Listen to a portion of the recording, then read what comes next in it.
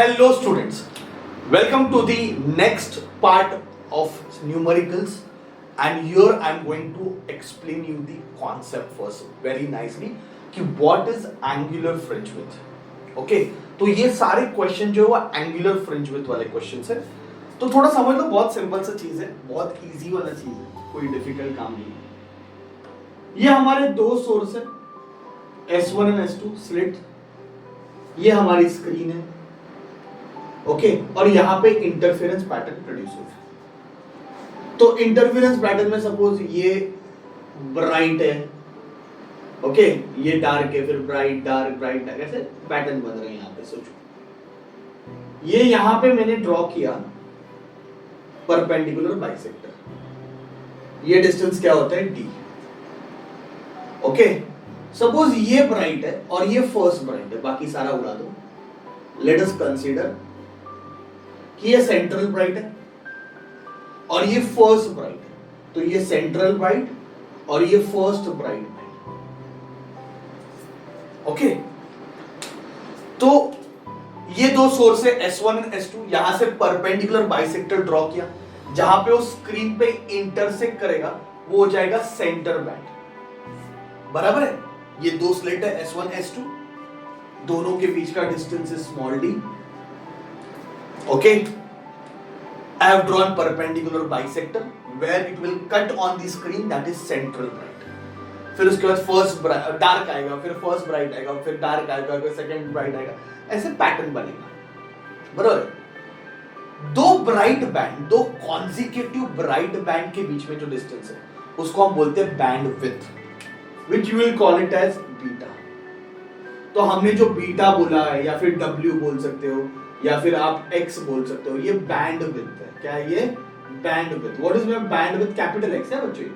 What is my band width? It is a distance between two bright band.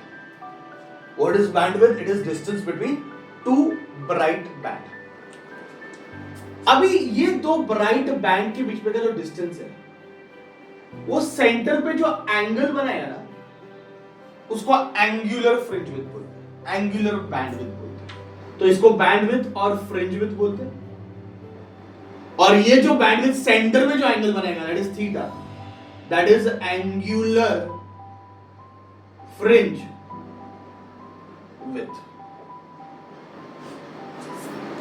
तो basically angular fringe width क्या है कि दो bright band के बीच में जो बैंड विड्थ है, फ्रिंज विड्थ है, वो centre of the two slits के बीच वाला सेंटर में जो एंगल बनाता है, that is called angular fringe width, जो कि एकदम इजीली मिल सकता है tan थीटा लगा के। tan theta is opposite upon adjacent. पर आपको पता है कि ये बहुत छोटे होते हैं, इतना बड़ा डिस्टेंस तो होता ही नहीं है, बहुत छोटे छोटे मिलीमीटर में होते हैं, बहुत छोटे छोटे बैंडविड्थ होते हैं, तो ये एंगल कुछ बड़ा नहीं होने वाला है। Guaranteed this angle is going to be very very small, so theta is very small, and बच्चों theta is very small, तो theta की वैल्यू मिल गई बीटा अपॉन डी, क्योंकि tan theta को हम approximately theta लिख सकते हैं। ये बात समझ में आ रहा है? तो ये जो tan theta है ये बीटा अपॉन डी है, पर जैसे कि मैंने बोला theta is very small, इतना छोटा थीटा है, ठीक है, तो इसको हम क्या कर देंगे? tan थीटा लिख देंगे, ओके tan थीटा को, सॉरी हम लोग क्या लिख देंगे? थीटा। tan थीटा के बदले क्या लिख देंगे? थीटा। तो बच्चों ये जो फॉर्मूला है ना, ये फॉर्मूला है बैंडविड्थ का, एंगुलर बैंडविड्थ का, एंगुलर फ्रिंज विड्थ का। और उसमें से बीटा तो आपको पता ही है, you know what is beta? Beta is lambda d by d. तो बीटा को, डी को यहां लेके आओ, देयरफॉर मुझे बताओ what is beta upon capital D? It is lambda by small D. तो ये किसका फॉर्मूला हो गया? थीटा का, तो इसको x बाई डी भी लिख सकते हैं। तो एंगुलर फ्रिंज विड्थ का फॉर्मूला है x बाई डी। कोई डाउट? बात समझ में आ रहा है? तो ये अच्छे से नोट डाउन करो, बहुत इंपॉर्टेंट है। अभी क्या कर रहे हैं? अभी तक हम बैंडविड्थ फाइंड कर रहे हैं। अभी हम बैंडविड्थ फाइंड करेंगे एंगल के फॉर्म में। किसके फॉर्म में? एंगल के फॉर्म में। ये चीज याद रखो अच्छे से। अभी हम बैंडविड्थ फाइंड करेंगे एंगल के फॉर्म में, ओके। तो फॉर्मूला बीटा अपॉन डी हो गया, या फिर lambda upon D, it's one and the same thing. I hope you got it how it comes. Okay, tan theta लगा दो। ओके, ये जो बैंडविड्थ है, फ्रिंज विड्थ है, दो ब्राइट बैंड या दो डार्क बैंड के बीच में का डिस्टेंस है, वो सेंटर में जो एंगल बनाएगा स्लिट के, ओके, उसको एंगुलर फ्रिंज विड्थ बोलते हैं। tan थीटा से फॉर्मूला आता है, थीटा छोटा है तो tan थीटा कर ले, थीटा लिखो, फॉर्मूला आ गया। ओके, अब इस apparatus को मैंने पानी में डाल दिया। अब इस apparatus को मैंने पानी में डाल दिया तो गारंटेडली वेवलेंथ चेंज हो जाएगी। ऐसे टाइप के क्वेश्चन हमने किए। Okay, if apparatus is kept in medium, पानी नहीं बोलते, मीडियम बोलते, ऑफ रिफ्रैक्टिव इंडेक्स n, और उस मीडियम का रिफ्रैक्टिव इंडेक्स क्या है, n। तो रिफ्रैक्टिव इंडेक्स का फॉर्मूला 11th स्टैंडर्ड का थोड़े लेक्चर पहले मैंने बताया भी था, it is c1 upon c2 या फिर लैम्डा 1 अपॉन लैम्डा 2, ऐसे होता है, बराबर है? ये रिफ्रैक्टिव इंडेक्स का फॉर्मूला है।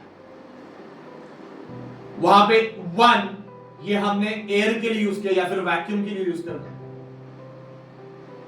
और 2 ये मीडियम, जिस मीडियम में डाला हुआ है। मतलब अगर मैंने apparatus को पानी में डाल दिया तो 1 stand for air and 2 stand for water. ठीक है, ये याद रखो कि मैंने ये 1 मतलब क्या है, एयर है, और 2 मतलब क्या है, मीडियम है, जिस मीडियम में apparatus को डाला हुआ है।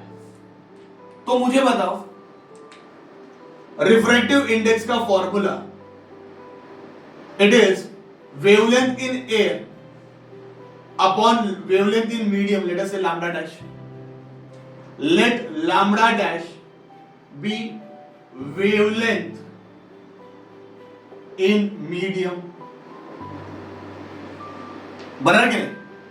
अगर lambda dash wavelength in medium है तो lambda dash के बदले हम lambda by n डाल सकते हैं, yes और no।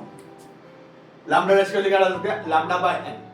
और ये कॉन्सेप्ट हम यूज करने वाले हमारे फर्स्ट सम में। ओके, तो चलो स्टार्ट करते first sum. I hope you got it. तो पहला सम स्टार्ट करते, देखो क्या लिखा हुआ है। Very very easy sum, but before starting please note down this point. Okay, क्योंकि ये 11th स्टैंडर्ड का था तो मैंने वो भी बता दिया आपको कि स्नेल्स लॉ, रिफ्रैक्टिव इंडेक्स वाला कॉन्सेप्ट। तो ये नोट डाउन करो, ये नोट डाउन करो, और फिर हम स्टार्ट करते हैं सम नंबर 1।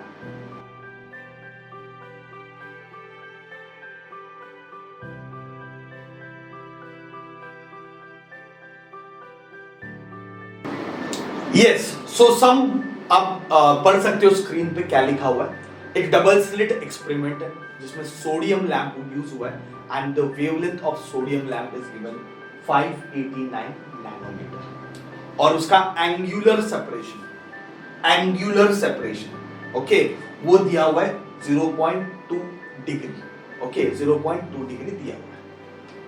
अभी इस पूरे apparatus को पानी में डाल दिया जिसका रिफ्रैक्टिव इंडेक्स 1.33 है। तो क्वेश्चन पूछा है अभी एंगुलर सेपरेशन कितना रहेगा। सेम जैसे हमने पहले किया, जैसे एयर में था फ्रिंज विथ बीटा है, पानी में डालने का फ्रिंज विथ बीटा डैश हो गया। ऐसे टाइप के सम हमने किए थे चेंज इन फ्रिंज विथ में।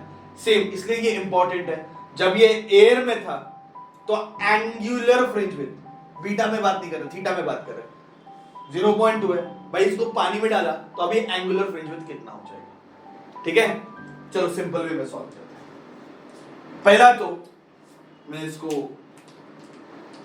सॉल्व कर रहा हूं, अच्छे से देख लो कैसे सॉल्व कर रहा हूं। सबसे पहला चीज बच्चों, सबसे पहला चीज मैं बोलूं, थीटा जो है वो है लैम्डा बाय डी, ये फॉर्मूला है ना। This is when apparatus is in air, जब apparatus एयर में तब की बात कर, तो theta is lambda by D. Theta की वैल्यू उसने दी है 0.2, लैम्डा की वैल्यू दी है 489 नैनोमीटर अपॉन डी। तो मैं 589, तो 589 is equal to d into 0.2, या फिर इसको हम 589 बाद में चाहिए तो सब्स्टिट्यूट करते हैं, ये लैम्बडा रख देते हैं, तो लैम्बडा बाय डी, तो lambda is equal to 0.2 into d, ये मैंने बना दिया लैम्बडा की वैल्यू। अभी इसको पानी में डाला तो नया वेवलेंथ क्या रहेगा, नया वेवलेंथ रहेगा लैम्बडा बाय एन, ये वाला फॉर्मूला। पानी में डालने का वेवलेंथ क्या रहेगा, पानी में वेवलेंथ रहेगा लैम्बडा बाय एन, लैम्बडा की वैल्यू d इंटू 0.2, n की वैल्यू 1.33 है, इजीली करने के लिए इसको 4/3 लिख सकते हो। 1.33 मतलब 4/3 होता है। ये आपको अगर 11 में पढ़ा रहेगा तो मालूम रहेगा, ये बहुत इजी है, मतलब 1.33 को सब 4/3 लिखते हैं, तो याद रखो, नहीं मालूम है तो याद रखो, तो इसको 4/3 लिख सकते हैं, तो 3 ऊपर जाएगा।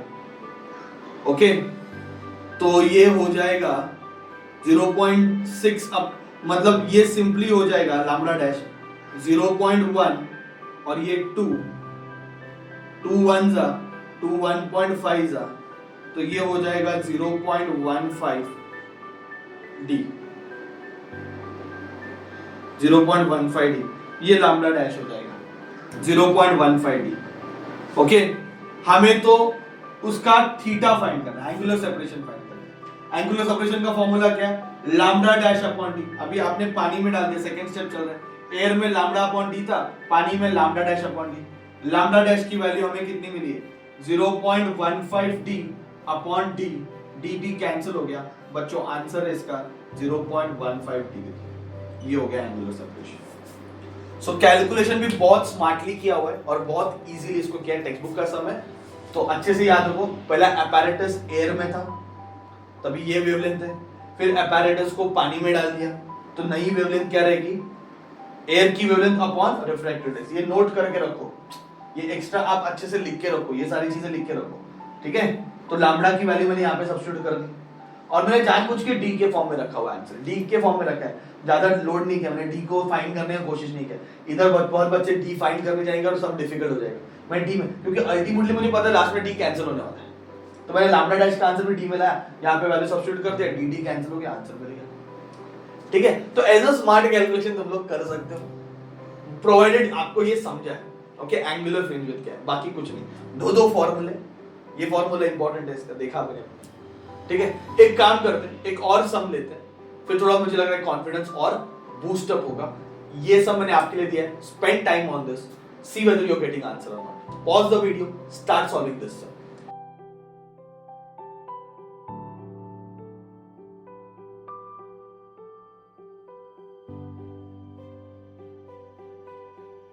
यस, ये वाला सम आपको काफी इजी लगा रहेगा, कुछ था ही नहीं सम में, तो फटाफट कर लेते हैं। एक डबल स्लिट एक्सपेरिमेंट है, and in this double slit experiment बच्चों, जो डिस्टेंस बिटवीन द स्लिट है वो 100 times the wavelength of the light which is used. Okay, तो distance between the slit small D, ये 100 times wavelength of light, that is lambda.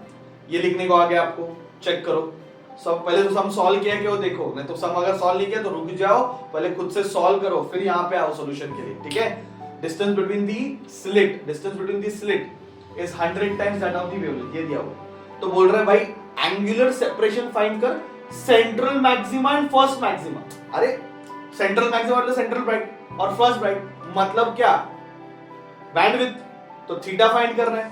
Okay, angular fringe width theta find करना है, plus बोल रहा है कि स्क्रीन पे उनके बीच में कितना डिस्टेंस है वो भी फाइंड कर। अरे मतलब बीटा फाइंड करना है, तो कोई बड़ा बात नहीं है।